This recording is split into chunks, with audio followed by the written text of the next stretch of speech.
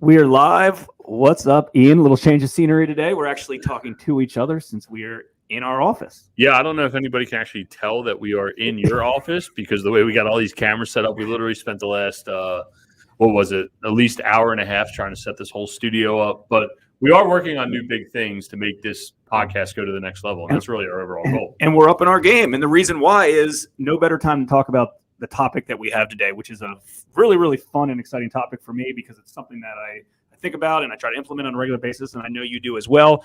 We're talking about software. We're talking about technology. We're talking about business hacks. You know, we're early on in 2022. A lot of people want to step up their games in business, putting people in place, putting software in place, putting systems in place. And I feel like there's no better time than let's talk about some of the hacks that we internally use.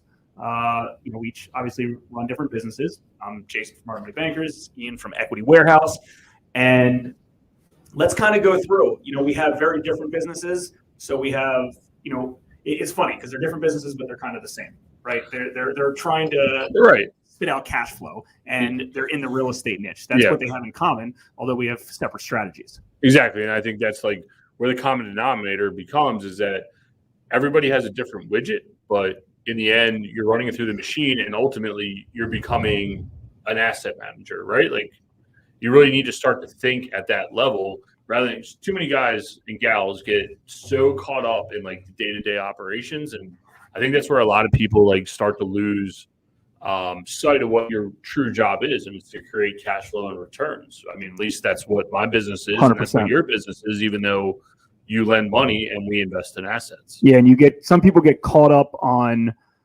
overcomplicating things. And I'm a firm believer, I know you're a firm believer, that it's better to do something that, not perfectly than not do something perfectly. Right. Because it's never going to get done. Yeah. I'll be the first one to tell you that everything I do is like 80%. That's just what it is. And it's helped become successful, right? Like, I'm not going to try to be perfect on everything. Even right now, this podcast setup that we have is not perfect. Believe me, if we were zoomed out a little bit here, let us show you real quick. So look, it's not perfect, right? Not perfect for me, but it works. And I'd encourage anybody in business, especially real estate investing as a business, to not worry or sweat the small stuff. So let's do this.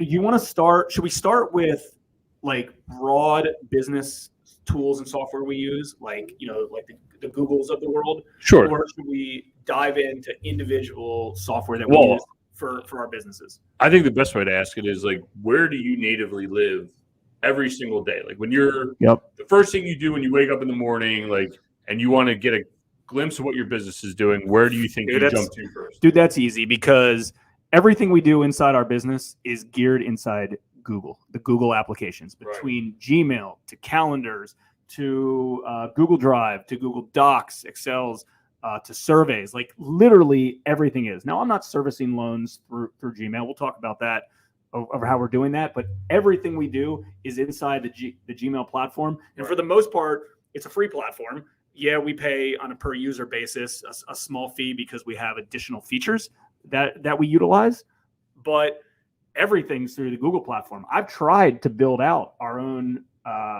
specialized platforms and spent tens of thousands of dollars to do so, and it never was a match for Google or Gmail.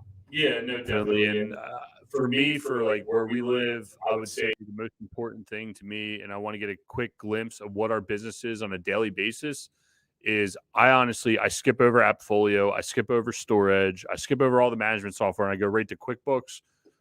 Is really where we get a good picture to what our business is doing on a daily basis, what our cash position is, outstanding bills or checks that are out there, because that's what's the most important to us, because we're looking at cash flow. We're looking to invest in assets, taking care of the assets that we have, right? And if I don't know what our cash position is, it's really tough for me. Yes, I use Google. I look at my calendar.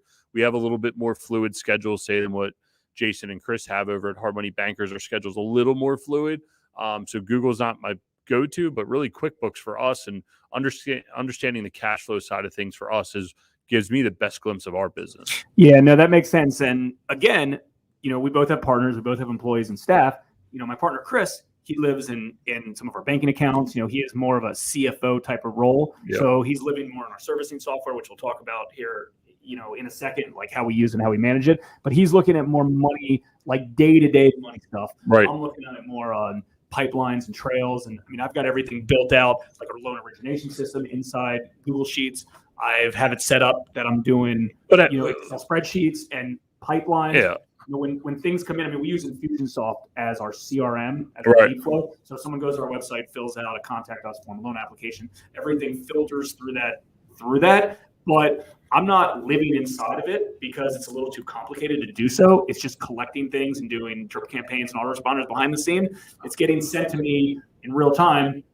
I organize it through my email and my calendar, and then put things on an Excel spreadsheet or a Google sheet to go from there. Well, let's take a pause right now. Like let's think about this. And this is why I like the in studio a little bit better, because I can see like where you're getting impassioned, but then it like makes me think. Sometimes when we're doing it from afar, it's hard for us to like cut each other off. So that's why I was trying to stop you there for a second.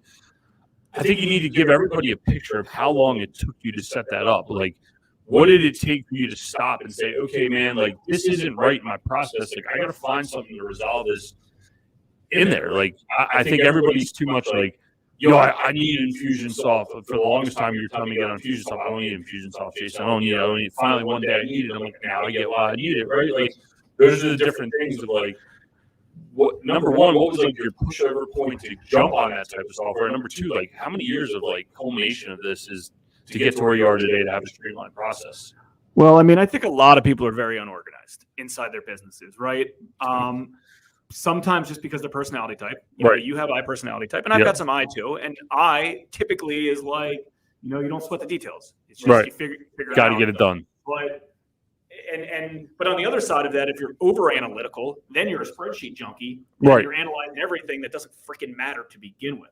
So what we realize, and this is how we've always done things, is everything inside our business, Chris and myself, myself, depending on what it is, knows how to do.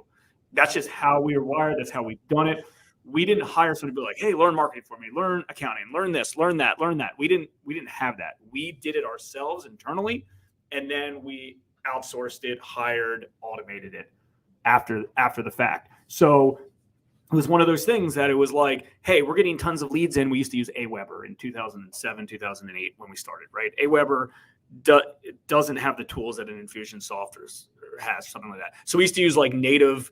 We didn't have WordPress either back then, but it was like native website tools and web forms, and then they would just like stockpile up, and they weren't going anywhere. Right now, keep in mind, we have a very low conversion ratio, right? So I get maybe 1,000 inquiries, leads per month, and I'm only closing 20 loans every month. So I don't need to live out of like a Salesforce. Right. I just have tons and tons of data I can't do anything with. So the way that we do it, and I'd encourage most real estate investors to do this, because if you have a marketing machine, you're getting deals in all the time, and most of them you can't do it.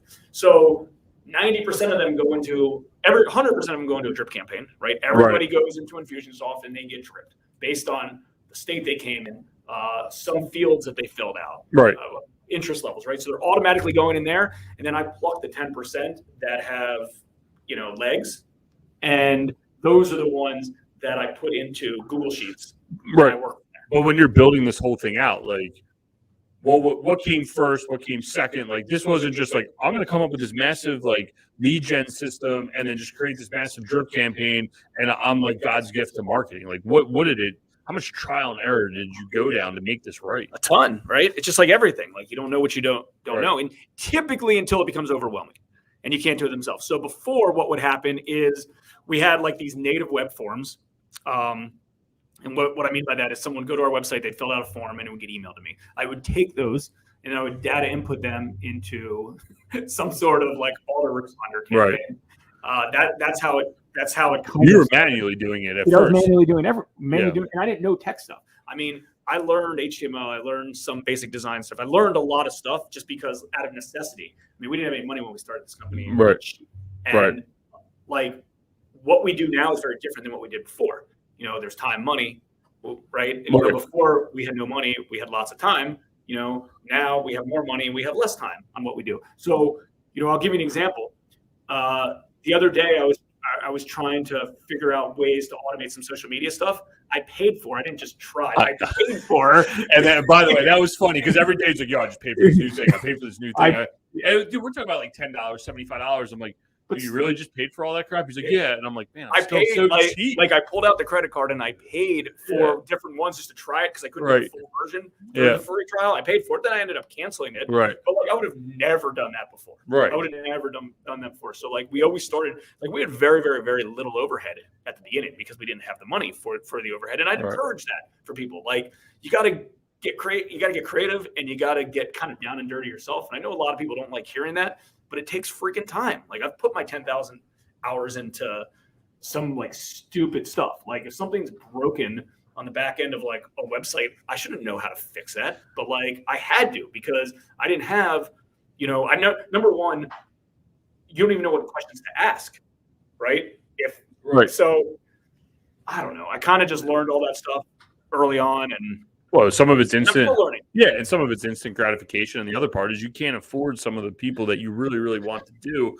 I mean, to be fair, and I think some people have heard this story before, like we didn't know how to use QuickBooks. We were doing everything on Excel. Like accounting didn't matter to us. Like getting the deals done doing that first was the most important thing to us. And then after that, we're like, well, shit, we're paying too much in taxes. Like, are we doing this right? What's a balance sheet? What's a P&L? Like we didn't understand any of those things. And after a while, we had to take the time to jump in. And we tried using a VA. By the way, we're going to get into my VA experience here shortly. But we were using a VA to do accounting, and then we turned it into our accountant, and they're like, what the hell is this? Like, this is terrible. And we're like, okay. And then out of like a lot of YouTube videos, talking to Jason and Chris and other guys in the industry and gals in the industry, we're like, well, how do you do this?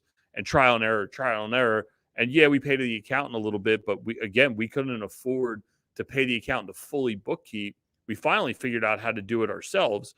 And to the point where we got the accountant to finally say, man, you guys are doing a really good job at this. And again, I think that's why we started to live inside of QuickBooks, and it really paints the picture for our company because we understand all the data inside of that software. I think a lot of people, and I know I was completing a thought there, but it kind of took me down another road, is that like a lot of people buy software and then they don't realize that like the input, that software is useless unless you're inputting the proper data, right? And then the output is equally as useless if you're not inputting the right stuff. Everyone's like, I'm going to get this software and it's going to fix it.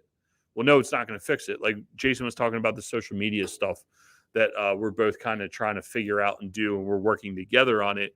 It's like, well, if we didn't have the proper content up front, hiring a VA to do it or buying a software on the back end means absolutely nothing to us. Dude, so that's a really, really good point. And a few things. Number one, everybody does that same path, including us. We did that same path. I mean, we lived off Excel spreadsheets at the beginning because you don't know. Yeah. You don't know what software to buy. Number one, real niche softwares, and we'll talk about the niche softwares that we both use inside our business, they're freaking expensive, right? So that's part of it. Yeah. And number two, like, go try to learn not like how to navigate in QuickBooks, but go set up an asset, go set up a liability, go set up income expense. Good fucking luck. Like it's not happening if you don't know how to do it. If you know how to do it, you can use any of the software. Yeah. But we all learn that ourselves, and it's the most powerful thing you can do. You're a business owner. What's the most important thing as a business owner? Your net cash flow. Right. Your bottom line, not your top line. I know tons of real estate investors and realtors and other real estate professionals that their top line revenue is great. They do tons of deals. They're grinding. They're doing their thing. And they're great, but go look at their bottom line revenue. It's not very impressive because they don't know. They're not living in that space. They don't know what's going on. Oh, and you know what their excuse is? My accountant handles that. That's a bullshit excuse. Oh, I hate that. They're like, I got to get my accountant to get me the information. I'm like, how do you not know your numbers in real time? Like, how the hell are you in business? And like, that's really scary to me. That some people are just like, they 100% rely on someone else. And I get it. Sometimes you need to, but in the same sense, you need to be able to ask the right questions. And how do you get information in real time? And they're a professional, and you need that professional, but they're no more of a professional than an appraiser, a real estate agent, or anybody else. That's like you going to buy a property. Yeah. And all of your underwriting and due diligence was reliant on a real estate agent or a real estate broker or an appraiser telling you what the value of the property is. You're the expert. You need to do that. You can't rely on somebody else to tell you what the value of an asset is that you're buying. You're the expert. You're going to call yourself a real estate investor. Be a real estate investor. That's what it's about. That's what it's about. I'm not saying you don't have vendors and service providers and friends and stuff like that to help you. It's all about that. I get that. But whoever is the decision maker is the one who's, making the economic decision, right? If you're making an economic decision, you're the one who's on the line with it. So, point being, it's important to learn all different things inside the business and utilizing it. I'm not saying go do the keystrokes inside of QuickBooks, right? We don't do the keystrokes in there. But when one of our accountants or bookkeepers or controllers comes up to us and says, "Hey, what are your thoughts about this?" I can paint the overall picture of like, this is how we should structure this deal. And that's what we do every day. All right. So any other hacks or software that you're using, like big software stuff, not niche products, like the Gmails of the world, like do you use Asana for project management, stuff like that? Yeah, for us on project management, I don't want to say we're kind of still old school. Whiteboard spreadsheets is just what kind of works. We still do have meetings. We're doing some larger projects right now that really only require us to have more like bi-weekly or monthly meetings on the projects because there's so much work to be done. But one of the apartment buildings that we recently did, everything was done by a spreadsheet. I built out everything on Excel, and we checked it off from there because that's what works for us. There's no reason for us to jump on a Slack, an Asana. It just, we've never really integrated that into our business. I would say on a broad level, besides QuickBooks, and the other big one for us is really Gusto for payroll, are probably our two biggest like non-niche software products that are important to us that have streamlined our process. Everything else from there, we've actually bought more niche products than we have, say, broad level like overall company products. And I think that's mainly because Chris is walking in. Hey, buddy. Is that we're still a very small company. It's Dan and myself and 4 employees that we all still talk to each other. Everyone still picks up the cell phone. We're not on some crazy level. You guys have a few offices. You need a little more broad level stuff. So I think that's why we haven't integrated as much of those. Yeah, but there's probably tools inside your business that you're using that you might not even realize. You kind of take them for granted. Listen, Dan's got 7 computer screens. With cameras everywhere because you own a lot of properties and for security purposes. So let's use that as a hack. Like, what security systems do you use to monitor your properties, your commercial buildings? Yeah, so our we use one of the sites we use the REO Link cameras. They've been okay, but they monitor. They're cell service based, and then we have a Spico system, I think. But either way, all those are. In the end, it doesn't really matter what the actual physical product that's sitting there is and what the cameras are and what the DVR is. The fact that we can broadcast it back to our site, like the other night, Ryan was on, he was checking the cameras because I think it was supposed to snow. It was after the Ravens game. And we caught some guys trying to get into our parking lot, and we were able to get someone out there instantly. Some guys don't want to deal with it. They want to turn a blind eye. For us, we're active managers. And that's what makes us sleep at night and go from there. So either way, there's a bunch of different ways to, navigate what you need to do. And you're right. I probably have bigger broad level programs that I don't realize I'm using on a day-to-day basis. What software were you using, or what cameras were you using when you were doing flips on single family houses? So that started out when we were doing single families. I mean, there wasn't really a good product in the marketplace, and Dan was an avid hunter. So we would go buy trail cams that had a cell service SIM card to it, and we would put the trail cams in there. Well, now those have gotten way better than what they were. And you could buy solar powered cameras now and all these other fun things. But yeah, when we first started, we were using something from another industry to protect our sites. Yeah, I love that. I love that example. And I think that's a good takeaway for anybody that's doing a flip or potentially even wholesaling a property that's vacant, that they have under contract and they're controlling to do. Can I interject something? I just want to let Glenn know, Glenn, when you get a chance, we really screwed this up. I should have put the camera. And again, this goes back to our 80%. I know you guys feel like I'm distracted, but I'm like, my camera's to the left of me. I should have just put the camera right in front of me, and we would have been set. We're idiots. I don't know, man. I don't know why. That's what we were trying to accomplish. We were each going to put our cameras on here and then face each other and then look over at each other. Yeah. That's what we're doing. That's what we're doing next time. All right, we're gonna put it right there in the middle. We're gonna look at each other. But either way, so like we are broadcasting this right on StreamYard, right? Like another broad level product. And like, we don't really use StreamYard's a good. That's a good hack. Yeah. So let's talk about StreamYard here for a second. That's one of the platforms we use. Right when it came out, we saw Gary Vee using it, and we dove into this. I'll give you an idea. I'll give you a good hack if you're doing content. Everyone that wants to do content perfectly, right? They're worried about everything. What if I make a mistake? The easiest way to do it is live. And then you don't even sweat it.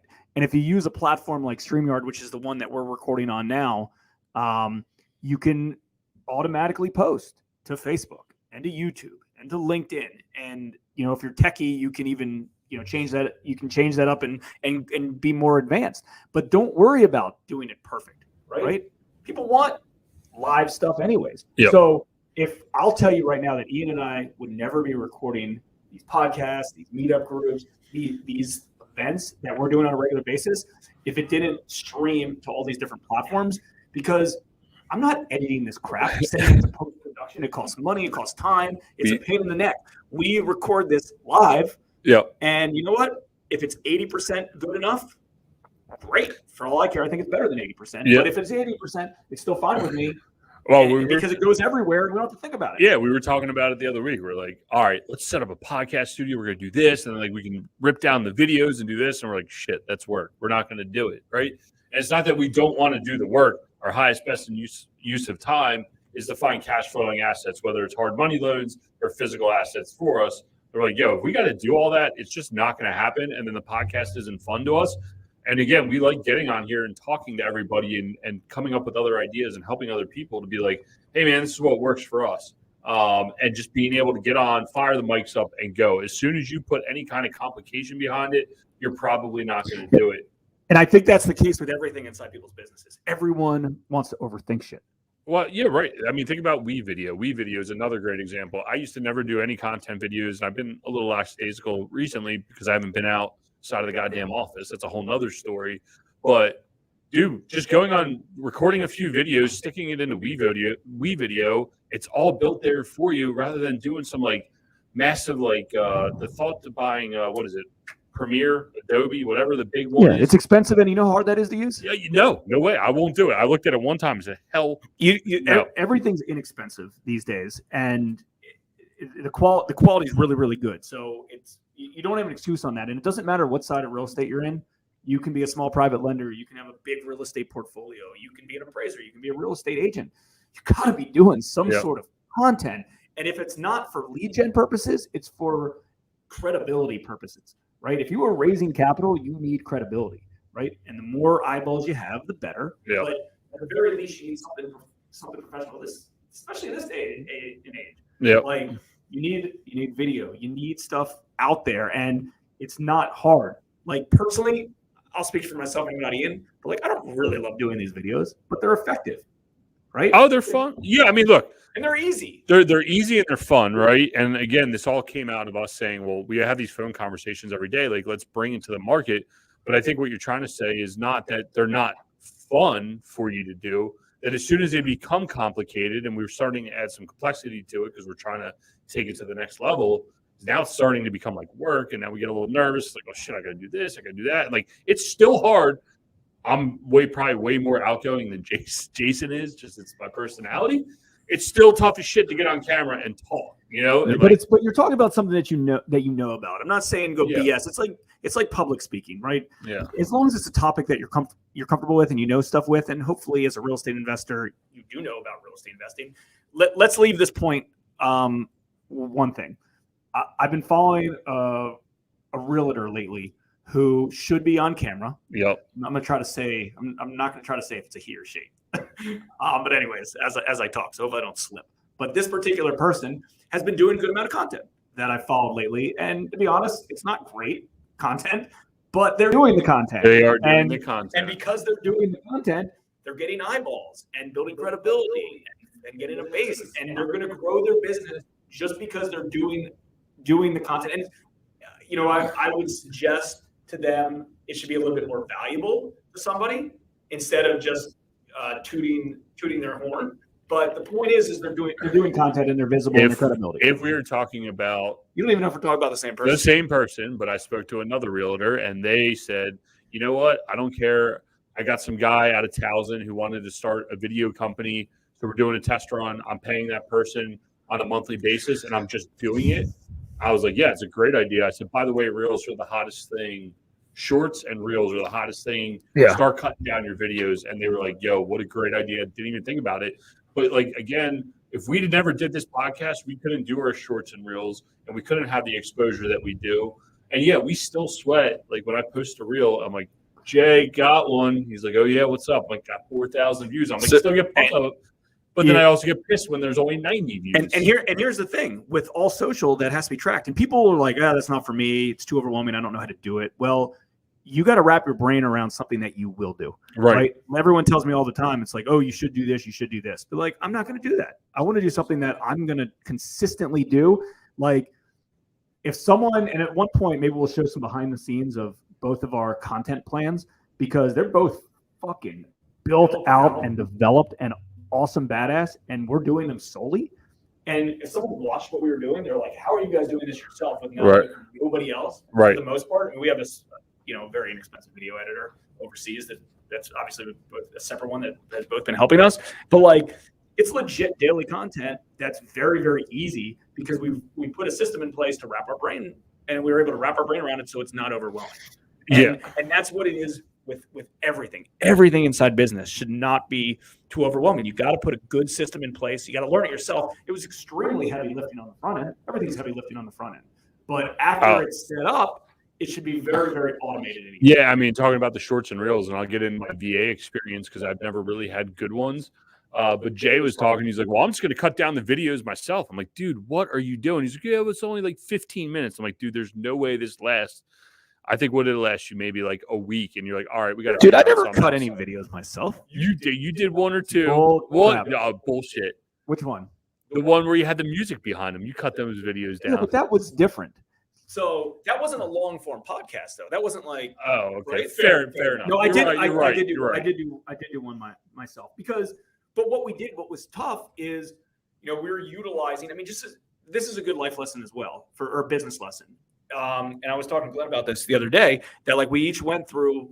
I probably went through a little bit more than you did. Multiple VAs to help with some of this stuff because on the cheap end, they didn't come out right. They didn't understand the task. Yeah. On the other end, they were great, but I didn't want to spend that much. I know it's not $25 a video. That's too much. So you find something that makes sense inside a budget that's still good enough, right? Yep. They're good enough. That's like the overall principle. So much stuff we're talking about is good enough. Well, and that's the thing. Like I could have went on Fiverr or whatever ones you use, and you can tell us which ones you use. But I wound up going on Online Jobs PH through a referral from a friend who was having great luck, and he was dumping a ton of content, and it's really good. I mean, we talk about it a lot. I'm actually getting ready to head out to his mastermind next week in Salt Lake, and that's our podcast studio falling apart. But either way, we did so Online Jobs PH. It was really good. Found our VA there. She is awesome. I'll say hi because I know you're going to watch this video and cut it down. I'm sure we'll get a nice short from this. But I did interview a few on there, and she, I sent some sample work of what we were looking for, different styles. And the first few videos, we were filling each other out. And then I said, hey, can we tweak this? And she's like, yo, what about this? And then different backgrounds, trying different things. And we dynamically worked with each other to get to where we are in the creative process. Is it perfect on my end? I don't know. But you know what? We're consistently putting content out. The last videos that just came in for the metaverse, as you guys see that content coming out, is absolutely awesome. And she did a great job cutting it down. You know what? And comparatively speaking to what I would need to hire staff here locally and for what she does over there, it's a fair exchange. And it's a mutually beneficial relationship. We're both accomplishing something. She gets to do what she needs to do. We get to do what we need to do. And we both end up getting an exchange of service, which is awesome. So we use Online Jobs PH. Who do you use for VAs? Upwork right now. I mean, I used to have the only thing inside our business that I need regularly is like some sort of graphic stuff, basic website updates and stuff like that. So we retain a full-time guy. It's very inexpensive. I mean, a few $100 a month, and they, have consistent work. And I'm always like, hey, we update this on our website, create this image for me, things like that. So nothing crazy. We were really heavy loaded with him years ago. Yeah. This guy's been here for like 10 years with us. And that was when he was Guru. Guru, I think, turned into Upwork, or Elance turned into Upwork. Yeah. But the point is those are like little things that, like, if I paid somebody locally to do like a banner ad for me, it would cost hundreds of dollars. Exactly. Right. So like, I don't even give this guy much work anymore, but I have him at my disposal for when I do need him, and it pays for itself. So yeah, I mean, and look, Online Jobs PH. There's not like a screen share where you're monitoring and watching their keystrokes. I know Upwork, if you're a little more conservative and you want to keep an eye to what's going on. But I'll tell you what, the applicants that came through Online Jobs PH, and we have no referral links, none of that crap. Straight up, was probably some of the best applicants I had come through and fully enjoyed it. And I was just telling my brother yesterday, the utilization of VAs, and I never really thought about this until recently with my good experience that I had. And Dan's been using them. We would do like Word docs and just jump on Fiverr and get someone to do dumb stuff here and there. Is after my experience with our current VA, who's absolutely awesome, is that I think I told Dan the other day, so I could envision teaching someone how to do the keystrokes into QuickBooks on the day-to-day transactions through a VA. Yep. And what it would cost to hire somebody in office versus having someone elsewhere to do it virtually. The exchange 10%, probably 10% less on it. Maybe more, yes. All right, so enough about content. Let's end this with like micro niche software tech, maybe some individual hacks inside our businesses that use. So what are you guys using for like property management right now? Yeah, so for property management, we're AppFolio for our residential and commercial sites. And for our storage, we're just about to be 100% on storage. And I'll tell you this much, you get what you pay for in software. And when you're dealing with client relationships that need to be interactive to be able to pay online, they want to be able to see their ledger balances. They want an app. They want to be able to get the stuff that they need to do on their end. But you also want real-time data that provides you good information and good reporting. Pay a little bit more for the right software. AppFolio has great software. We still kind of use QuickBooks backend on the accounting side of things, but for the storage stuff, reporting is very important. And storage is reporting, comparatively speaking, to some of the other softwares out there, is amazing. But with AppFolio, you can use the accounting feature, right? Trust ledger and accounting feature. 100%. Yeah, we never built it out because we were so live on QuickBooks that the day-to-day transactions on that side of things didn't matter to us as much because we're already doing it in QuickBooks. Whereas on AppFolio, I didn't need the full corporate accounting software at that point, which we've debated about going back and forth. But our business is a little dynamic right now, and we're going through some changes. Is that we didn't want to go all in on that side of things. We wanted the ledgers to be right for the tenants, and that was the most important thing, the most important piece of that software there. And I know you guys were on Yardi there for a minute, which was like insanely like heavy software, but then you still got QuickBooks running in the background. We didn't have QuickBooks running in the background. You didn't have QuickBooks running in the background? Nope. What's up, Bill? No, we never had QuickBooks in the background. We got all kinds of people coming through. Yep. This is way more fun than sitting in our offices. I know. No, we never had QuickBooks with it. We used Yardi and left it with Yardi. Yeah. Or inside. I mean, I use QuickBooks for a lot of other businesses, but not for that. Typically, if we're going to use one software, we're going to use one software. We're not going to overlap them. Yeah, and it was hard for us to make that switch because we were so alive on QuickBooks. But you know what? In the end, you need to know why you're getting that software. Like, what's the important key points for us? The key points was bringing tenants in, applications, credit checks, background checks, applications, lead gen, all those things. That was the most important stuff for us out of that software, comparatively speaking to the back end accounting. What other niche softwares do you think that you guys have that would be valuable to share with everybody? What property management software did you use early on? At the beginning. Oh, property management software early on. We tried doing it through QuickBooks, which was a nightmare. No. You Every property. Yeah, and then we did. It was a nightmare, and then it was Tenant. I can't even remember the name of the software. It was so shitty. We lasted on. No, we were on not Tenant Inc. That's a storage software. Man, I'll think about it after the pod's over. But either way, that software was so terrible. And again, you get what you pay for. It was said it integrated to QuickBooks. We were so excited for it, and it was trash. Absolutely 100% trash.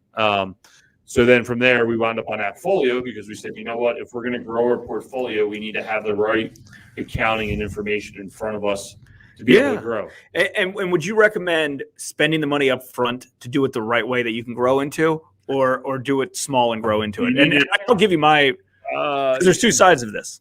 To me, if you're in like massive growth phase, I know just me personally, it was like the Band-Aid worked for us. And then when we slowed it down, we went back and fixed it. Yes, the answer is if you could get on the right software on day one that's going to grow with you and not inhibit your growth, then I would say yes. But if you're going to get so caught up in the minutia and screw yourself, I would say no. Get something that you're comfortable with, that's easy for you to use, and then grow into bigger and better softwares as you learn it. So one thing I was just thinking about as we've been talking is one of the benefits of the smaller, not capable softwares was you learn what's needed and why, and the pain points of it. I mean, most softwares that we have, we utilize like 10% of it. Of the capabilities, right? Just because like it's not needed, we mold it ourselves. I mean, we use our loan service. Our loan servicing software was $20,000 plus $800, $900 every quarter, right? It's expensive. It took us years to buy it. It was expensive. We didn't want to pull it out. But there's tools. The benefit of that compared to a smaller one is there's tools that I didn't even know was beneficial to us. Yeah, and I've told you related to automatically ACHing investors their money, paying their money in real time as they come in. It's not something we ever thought we needed. As soon as that happened, crazy, right? Things like that. But at the same time, you're working on some of these smaller softwares, and you're like, you're kind of making your own thing up as it goes along to map how it works, and it makes you think in that space. Yeah, and it helps you. What other kind of small industry tech stuff do you guys use that someone might not know? Like, the most recent one that we just added was everybody asks, what's your online platform to raise capital and syndicate your most recent deals? Syndication Pro. It's been good. It's a monthly subscription, or you can pay for it for the year, depending on how much you do. But that truly changed our business. When we were doing capital raises, everything would be like phone calls, text, individual emails, subscription documents getting emailed and passed around. Once we got to that platform, it's opened up the books to raise more capital. Also, distributions. Again, you're in a customer service based business at that point. People want to be able to log in, show their friends, show their returns, know where their money is. Those little points that we never thought. I want to say we never thought they were valuable, but what they were is we never realized how intrinsically important they were to our customers, to our investors, and what it meant to them. And once we added that platform, it's taken it to a whole new level. And it's paid for itself. And 100%. We can sum this whole thing up related to, not only, let's sum up a few transition points, right? Sure. So number one, it's good to learn this stuff yourself and do it yourself, right? You dive in, figure it out, right? And it doesn't take a budget. After that, figure out how you want to automate this. Yep. You automate it, you put a better tool in place to do so. And what I've always come to conclusion is most of these software platforms and technology pay for itself. They just do. They, when we brought in better servicing softwares, we had more on-time payments, and our capital investors wanted to deploy more money with us. That pays for itself, right? That's an easy one.